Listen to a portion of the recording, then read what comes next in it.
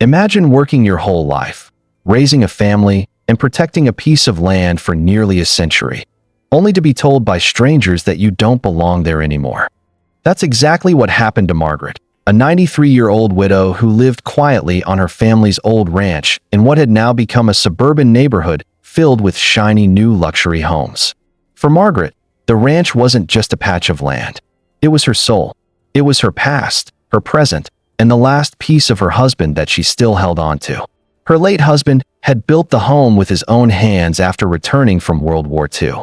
The wooden fences, the barn, the wide oak trees. They were all living memories of the decades they had spent building a family, raising children, and living through good times and bad. Every part of that ranch was sacred to her, a story of resilience and love carved into the soil. But peace rarely lasts when greed enters the picture. One day, letters began arriving in her mailbox, letters that carried nothing but threats. They were from the local homeowners association, the HOA, a board of people who decided that Margaret's land was an eyesore in their otherwise modern neighborhood. These letters demanded that she remove her wooden barn because it didn't match the sleek designs of the newer houses. They ordered her to repaint her farmhouse in approved colors or face massive fines. They even demanded she change the fencing that had stood for decades. At first, Margaret thought it was some kind of mistake. Surely, they must have known that her ranch existed long before the HOA was even formed. But the letters kept coming, and with each one, the threats grew heavier. They demanded compliance or else. Fines up to $500 a day would be stacked against her. Margaret was terrified. She lived on a small pension, just enough to cover her medicine, groceries, and the simple cost of living. There was no way she could afford such outrageous fines, let alone hire a lawyer to fight these people. And the board knew it. They counted on her fear, on her age, on her vulnerability. They thought if they pushed her hard enough, she'd give up and move away. But the heartbreaking truth was this. They didn't care that she was 93 years old. They didn't care that her ranch was older than the HOA itself. They didn't care that this home was built on blood, sweat, and love. All they saw was a piece of land that didn't fit into their plans. To them, Margaret was just a frail old woman standing in the way of their vision of progress. Desperate, Margaret tried reasoning with them. She invited a couple of board members over to her ranch to explain its history. She showed them pictures of her husband building the house after returning from the war.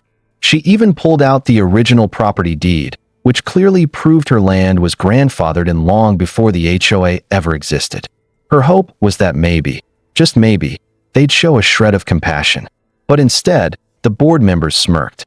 They looked her in the eye and said, "Rules are rules. If you can't keep up, maybe it's time to move out." Those words pierced her heart like a knife. They weren't just dismissing her, they were erasing her. That night, Margaret sat alone in her old rocking chair, tears streaming down her face. She was 93, widowed, and frail. The fear of losing the only home she had ever known was unbearable. She prayed. She pleaded silently for help, but deep down she wondered if this was truly the end of her ranch.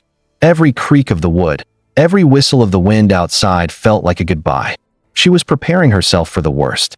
But what the HOA didn't know was that Margaret wasn't completely alone. She had a son, and not just any son. Her boy, David, wasn't the kind of man who ran from a fight. David was a retired Navy SEAL commander, a man who had spent his life standing up for freedom, for justice, and for people who couldn't defend themselves. He had faced down enemies across the world, and now, when he learned that his elderly mother was being harassed and threatened in her own home, something inside him ignited. He wasn't going to let anyone, especially not a greedy HOA, bully the woman who had raised him. When Margaret finally told him everything, her voice trembling over the phone, David's response was calm but full of fire. "They picked the wrong family," he said. "No one threatens my mom."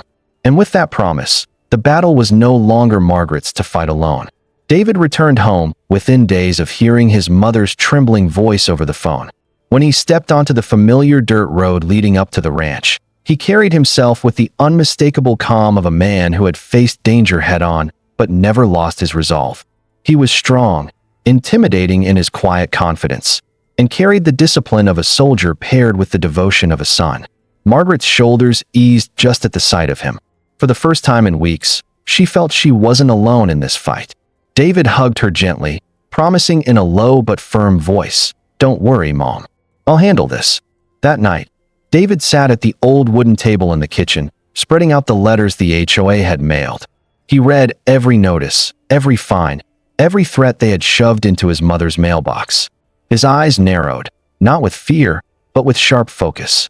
These weren't just empty words. They were harassment, pure and calculated. Margaret watched quietly from her chair, sipping tea with shaky hands, as her son's military training seemed to awaken in front of her eyes. David wasn't the type to rush. He was methodical. For him, this was no different than preparing for a mission: gather intelligence, plan the strategy, and strike with precision. The next morning, he drove to the county courthouse. Hours later, he returned with a thick stack of documents, property records, and legal codes. As he flipped through them, his jaw tightened. What he discovered was shocking, but also empowering. The HOA had absolutely no authority over his mother's land. Her ranch predated the HOA by decades. It was legally exempt.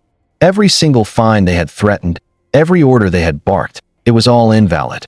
They weren't just bullies, they were operating outside the law. But David wasn't done. He dug deeper, reaching out to a contact in real estate who owed him a favor. Soon, the truth surfaced like oil spilling from cracked ground. The HOA president, the man who had been leading the charge against Margaret, wasn't just enforcing rules. He had been working secretly with a developer who wanted to buy the ranch for cheap, bulldoze it, and replace it with luxury condos. It was greed disguised as authority. They had seen an elderly widow, assumed she was powerless, and tried to push her off her land. That discovery lit a fire in David's chest. He wasn't just angry, he was ready for battle. When the next HOA meeting came around, David didn't sneak in quietly. He walked through the doors of the community center with the steady, commanding presence of a man who had led teams into combat zones. Under his arm was a thick folder filled with the evidence he had gathered: property records, legal exemptions, and proof of the president's shady dealings. The board members, seated at their polished table, looked up at him with smug grins, assuming he was just another disgruntled homeowner. But those grins faltered quickly. He introduced himself calmly, his voice steady yet filled with authority. "My name is David Carter," he said, his eyes locking with each board member in turn. "I'm a retired Navy SEAL commander, and you've made the mistake of harassing my 93-year-old mother." A ripple of unease spread across the room. Some board members shifted uncomfortably in their seats, while others tried to maintain their arrogant composure. Then David dropped the word that made them freeze: "Lawsuit." His voice thundered across the room as he laid out the evidence. "Every fine you've sent her is illegal. Her property is exempt. By sending these threats, you've committed harassment and elder abuse, which are crimes in this state. And if you think I won't take this to court, think again. Not only will you lose, but I'll make sure the press knows that this board tried to bully a 93-year-old widow out of her own home for profit." The room went silent. The smug expressions vanished. The weight of his words pressed down on them like a storm cloud ready to break.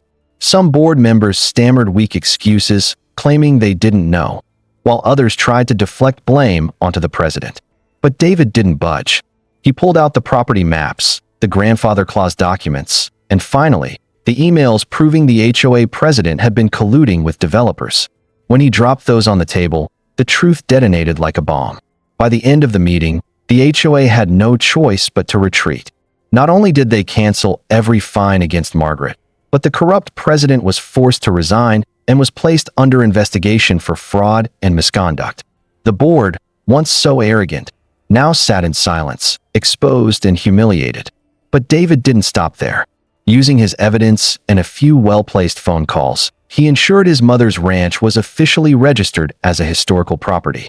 That meant it would be protected by law, preserved as a piece of history, and shielded from any future attempts at development. For the first time in weeks, Margaret could breathe again, knowing no one could ever threaten her home. That evening, as the sun painted the sky with streaks of gold and crimson, Margaret stood on her porch, leaning on her cane, her eyes glistening with tears. She looked out at the land she had fought to keep and then at the son who had saved it. With a trembling voice, she whispered, "Your father would be so proud of you." David wrapped his arm gently around her shoulders and gave a small, humble smile. "Mom, I fought for this country for years. But tonight, I fought for you. And I will always fight for you." The HOA thought they could strip a 93-year-old woman of her dignity and her home. Instead, they received a powerful lesson in justice, delivered not by lawyers or politicians, but by a son who refused to let anyone harm his mother. If you enjoyed this story, make sure to like, comment, and share to spread it further. Don't forget to subscribe to HD Stories for more powerful storytelling every day.